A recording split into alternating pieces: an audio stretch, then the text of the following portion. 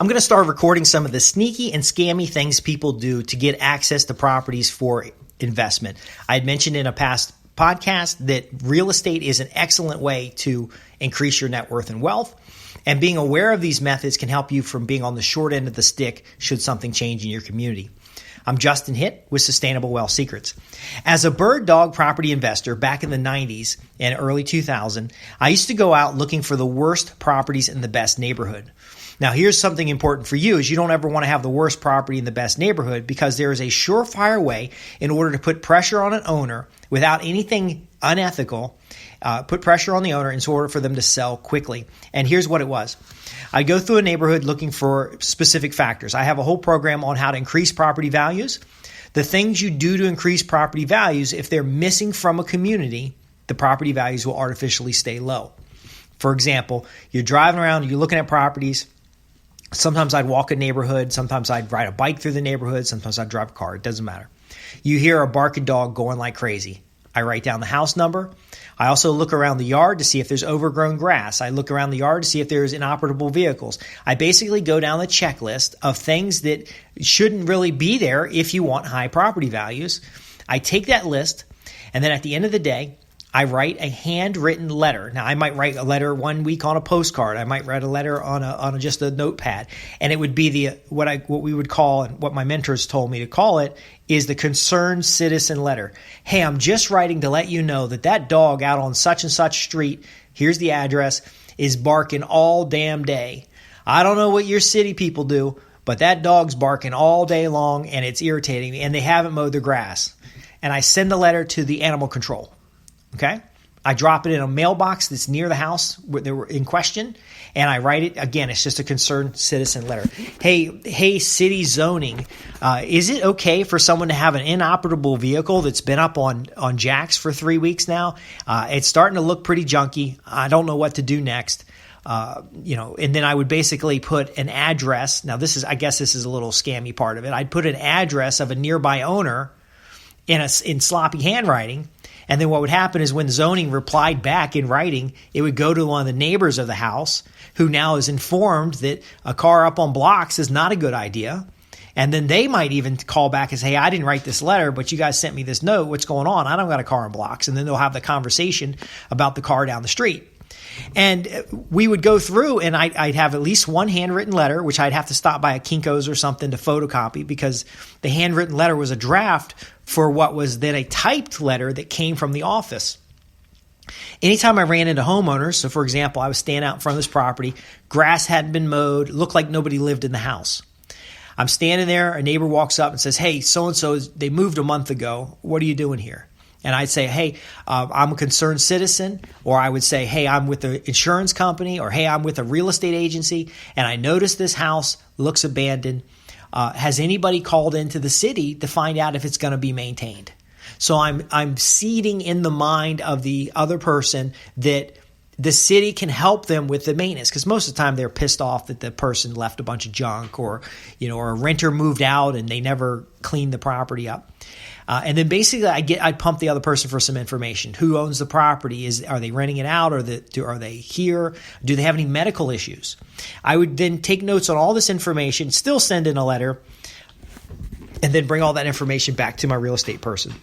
Now, I'm working with real estate investors. I'm working with real estate agents. I'm working with banks sometimes. So sometimes a bird dog will go out and check on foreclosed properties or pre-foreclosed properties.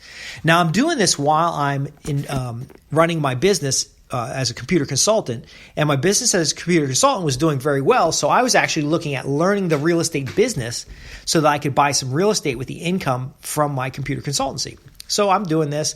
I'm getting paid. I got paid per letter I sent, so I had to photocopy the letter to show them I sent the letter. And usually I would address the envelope and put the stamp on it, and then I'd have the letter up top. So they got a photocopy of the letter, plus they got a copy of the envelope with the stamp on it. So they knew I actually sent it. I'd get reimbursed for the cost of the letter, plus maybe $20 or something. And then I would go give them all these letters. I would give them the bullet point lists of my findings. And then someone in the office would write another handwritten letter or a type letter. And they would give those to me so the next time I'm through that neighborhood, I can drop it at a mailbox. I would drop it at a different mailbox than original. And sometimes, yes, I would even open the mailbox up of the property that I was looking at. They'd usually have all kinds of mail in there, which we would look at. We would determine whether they're getting notices from banks. And then I would put a letter in someone else's mailbox and lift the flag up. And that way, the mail person actually picked it up at a house near the house that people were complaining about. Long story short, it doesn't take very many letters for the zoning people or the property inspectors or someone in the property maintenance group to drive by and see blatant violations of the zoning code. And it only took like 1 or 2 letters. And usually these properties had other complaints. It wasn't just us who were complaining, because real estate agents, landscapers, property inspectors all do the same thing. In fact, I met a landscaper that was doing the same thing. They would go out and do their jobs, and then they would make a note of any property that was messed up or didn't look right. Somebody on the landscaping crew would write a postcard or a letter and drop it in the mailbox, and then do the exact same thing. They would follow up with marketing materials or whatever. My clue to follow up with marketing materials or to meet the owner of the property was when the city put a notice on the front door of the property. See, if the city couldn't reach the owners or they came by and pointed out a few things, they'd eventually send a letter. And they would provide notice to the property owner that they needed to take care of the overgrown grass, the cars on blocks, the obvious maintenance issues, the gutters falling down, all of these things that reduce property values. Now, while you're picking yourself up off the floor about how unethical this sounds, again, people send anonymous concerned citizen letters all the time. Real estate agents, landscaping companies, home maintenance companies, bird dogs like myself, other property investors. In fact, I'm in a home in the city of Martinsville where another investor has done the same thing to my property. I'm going to share with you how to respond to this and what it in fact does. So the recipient of this, of the sanction or the fine or whatever it is from the zoning violation, is going to want to sell that house immediately. They're going to freak out. They're going to be pissed. They're going to want to sell that house immediately. Okay? That's not how you should respond. And not that anybody's going to do this to you, but if your house does get, if you're living in the worst house in the best neighborhood because it's an investment property, you need to know this. You don't want to respond at all. You want to simply get from the city inspector a written punch list of what needs to be maintained or repaired.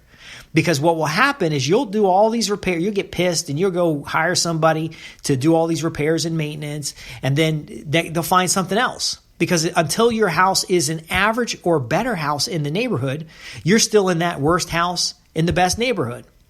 And this happens all the time to elderly people. This happens all the time to sick people. Because the one thing that I know in hindsight that I did not know then is that the reasons people's homes get out of maintenance.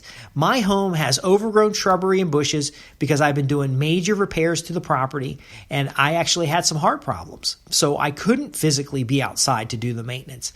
The kid who mows the grass, his knees blown out. He hadn't been able to do the grass a couple times, and I didn't feel comfortable hiring a landscaper at the prices that they were offered me, when I believe the natural landscape is actually not bad at all. Until I get a shed that was supposed to be delivered to my backyard. I actually don't have much of a backyard because they were doing some sewer line repairs. And they wouldn't deliver the shed to the backyard where we had prepped out for it because there wasn't any grass on. There was a recent excavation. They were afraid the vehicle was going to get stuck back there. So I didn't want to send the shed back because I got a great price on it. I paid cash for it. And so we said, let's temporarily just put it in the driveway. So we temporarily dropped the shed in the driveway, put it up on blocks. We positioned it high so it would be easy to get the trailer back under it again. And I went on with getting the project done out back. Next thing you know, I'm getting a notice from the city that I'm in violation of the city ordinance for the shed. Now, if you follow my strategic relationship advice and you follow my net worth and other types of advice, I always warn against improving things too quickly. Because if you liquidate all your available free cash flow into doing cosmetic repairs on your property, you're going to run into a bad situation. So, for example, I replaced an HVAC system that was from 1997 rather than hiring a landscaper. I would much rather have the comfort items taken care of than having perfectly manicured lawn. Now, the lawn is mowed and the lawn is in good condition, and the shrubs and stuff, I keep pictures of the property over time for insurance reasons. I actually looked at pictures from a year ago, and everything is just new growth. It's not like neglected or derelict. And the property is a certified wildlife habitat, so some of the things that they're complaining about are actually recommended by that program. The point I'm making, though, is the city doesn't care because they're receiving these letters. And these letters builds up a false sense of urgency for something to be taken care of because the city doesn't want to upset residents. Now, they can't tell that the letters came from the same people. In the case of the letters I was sending one letter per house. Someone else was sending a rewrite of that letter per house. And then if a neighbor asked a question or they said, well, what do we do about this being so blighted? And I gave them advice on what they could do, they might send another letter. I'm not talking about robo letters. I'm not talking about making anything up. These are legitimate violations of the zoning ordinance that we were just pointing out. We're just helping the city out by pointing out something that they should have known about. And then the citizens around this is psychologically what happens with the citizens around the property is they actually feel better because someone finally did something about that house that was looking pretty rough. But again, if you're on the receiving end of this, you need a punch list from the city because if you satisfy the punch list and then they come back again, you're going to have to be able to have some backstop. You need to be able to show them, look, you guys came out and complained about X, Y, and Z. Here are my reference photos of the property at that time, and I can see in the photograph the things that you asked me to take care of. And then these other things that you've come up with recently, well, they're in the photograph too. Why didn't you put those on the list? And you can start having some kind of case. This case simply buys you time to either improve the property, and you can rapidly improve the property and get the property values boosted up and then sell it on the marketplace. But again, Sustainable Wealth Secrets is all about the most reasonable and valuable application of capital. It might be better to sell it as is because you got money in the stock market that's rolling off a dividend, or you might have money in a business that's generating a net return. Sometimes maintaining your yard is not the best utilization of your capital, or at least maintaining your yard up to the standards of people who drive by and think your yard should look nicer. Frankly, I'm disgusted when I see a lot of yards around here because they're sterile deserts of monoculture. Their lawns look well manicured, but they're dumping chemicals on it in order to get it like that. Their shrubs are okay, but all their shrubs are like the same. They have no flowers, they have no herbs, they got nothing other than just sameness. But that's for a whole different story. My point being is that the city can actually block the sale of your property. The city can actually sue you or fine you for the violations. Now, this could have been that 1 week that you had got back from vacation and you were unable to mow your lawn. This could have been you broke your arm and you're just having a little bit of trouble getting any of the maintenance taken care of, and you hadn't had a chance to call somebody, and then you went on those business trips, and now you're back and the grass needs to be mowed. These things are possible to have the timing where you catch the violation. I had, for example, a tarp around my chimney, and I'm giving you my examples because I don't want to call out other people, but I know how this stuff works. I had a tarp around my chimney because my chimney was leaking. I had interviewed contractors. I had tried to find somebody who'd bid on the job. Then it was bad weather again. 3 months, I got a tarp on my roof. Now, again, I bought the worst house in the best neighborhood. I've significantly improved it, but there are still things to go. So the tarp's up on the roof, and people start asking, when are you going to get that thing taken care of? When are you going to get that thing taken care of? See, it doesn't matter that it's taken them 2 years to fix the leak in their roof, or when the chimney got knocked. Well, to be fair, the tree was on my yard on the property line, and then it fell on the neighbor's house and knocked their chimney off. But it did take them several months to get the job taken care of. And finally, when their contractor was on site, I went over and solicited their contractor because the guy was already here. Why not get a bonus job? But here's the biggest thing. The biggest thing. This is a strategy that real estate investors use. This is a strategy that